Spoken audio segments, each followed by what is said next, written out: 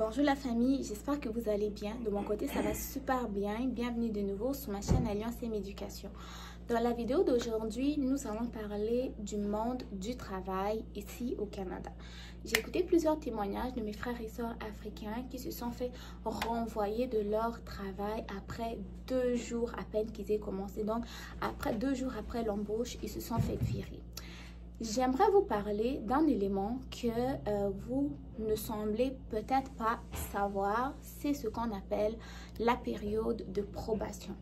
La période de probation, en fait, c'est comme une période d'essai. C'est une période qui permet à votre employeur de vous évaluer, de juger si vous remplissez toutes les conditions qui sont reliées à votre poste. Il peut s'agir des compétences, du décorum, de la ponctualité, de vos attitudes personnelles et aussi de votre capacité à vous intégrer au sein de l'entreprise. Dans le secteur privé, la durée de l'approbation peut être de 3 à 6 mois, voire moins. Elle va être établie plus par les politiques internes de l'entreprise, tandis qu'au niveau du public, en fait, la durée de l'approbation peut être comprise entre 6 mois à 1 année et elle est établie en fonction des conventions collectives. Les conventions collectives, c'est en fait un ensemble de tests qui sont rédigés par votre syndicat. Le syndicat, lui, il a pour but donc de protéger les droits des travailleurs et au Québec, ici, presque tout le cadre des métiers dans le secteur public sont rattachés à un syndicat. Okay?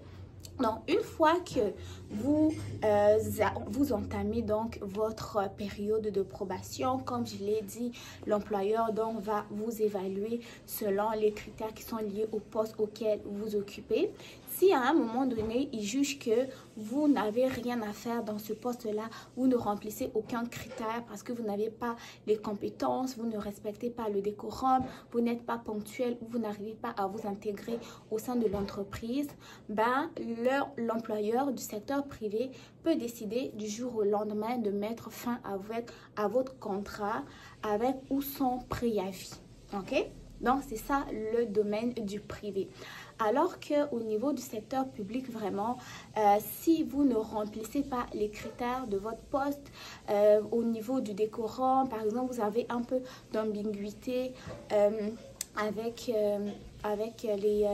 les conditions de votre poste, comme je vous l'ai dit, ça va être plus vraiment les conventions collectives qui vont décrire un peu, ça va être quoi la durée de l'approbation, ça va être quoi l'accompagnement possible pour accompagner cet employé-là pour pouvoir l'aider à s'améliorer. Donc, en gros, dans le secteur public, quand tu es en probation, tu peux avoir accès à certaines ressources qui vont t'aider pour améliorer tes compétences et pouvoir terminer ta probation.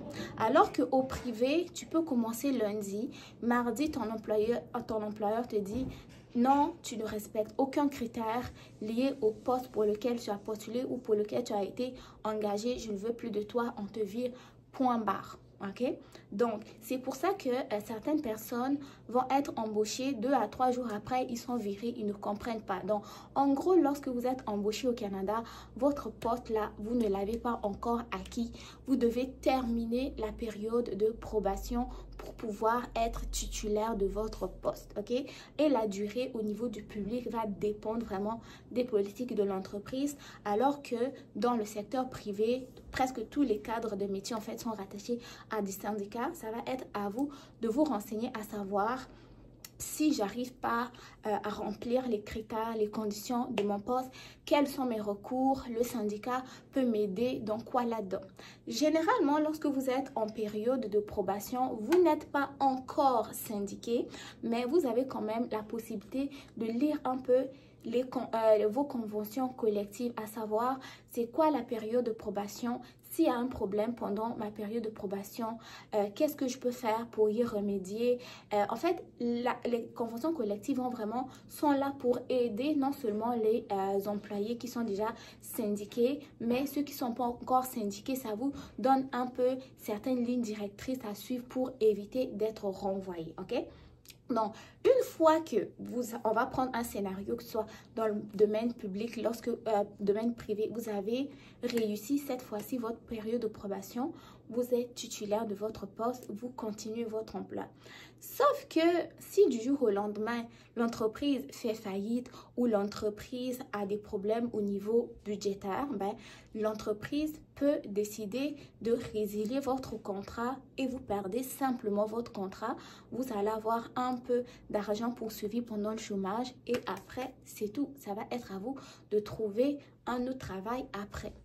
Maintenant, pour le secteur public, lorsque vous avez terminé votre période de probation, vous devenez donc titulaire de votre poste. C'est votre poste à vous et vous, personne ne vous enlève dans ce poste-là.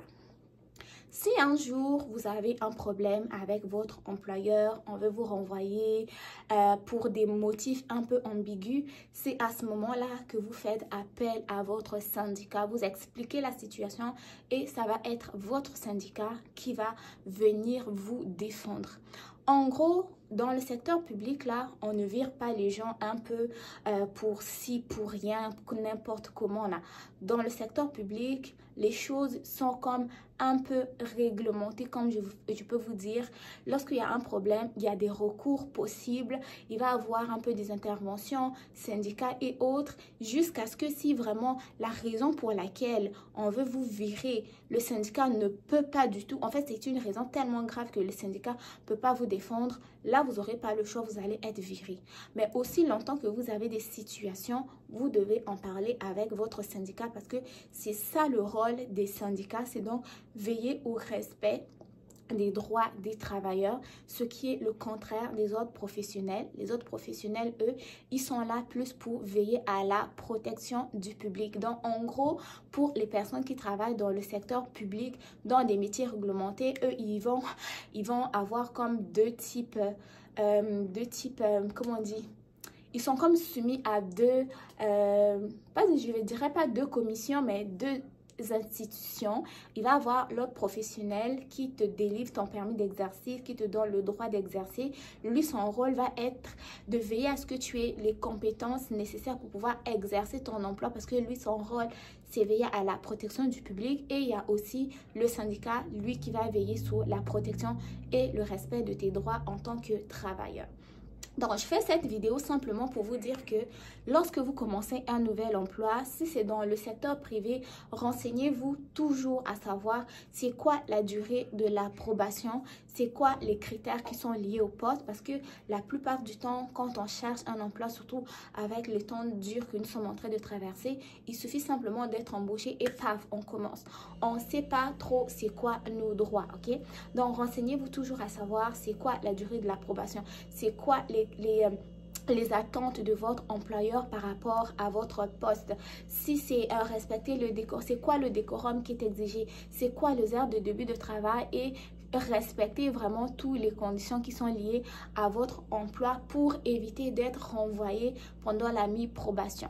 Pareil aussi pour le secteur public. Pendant lorsque vous êtes embauché, en fait, généralement, nous, au public, on nous le dit, ils vont te dire que oh, tu as une probation de 90 jours, de 45 jours et tu as un cahier de probation aussi sur lequel chaque cas exercé, la personne avec qui tu es va quand même te noter s'il y a des problèmes en cours de route, tu es rencontré par ton ou ta supérieure et vous faites un peu des suivis pour que tu puisses t'améliorer avant la fin de ta probation et plus tard être titulaire de ton poste. Donc, c'est toujours important de vous renseigner à savoir c'est quoi la durée de l'approbation et c'est quoi les attentes qui sont liées au poste pour lequel j'ai postulé, le poste que j'ai, quelles sont les conditions, ok, pour éviter de se retrouver dans des conditions un peu plus compliquées.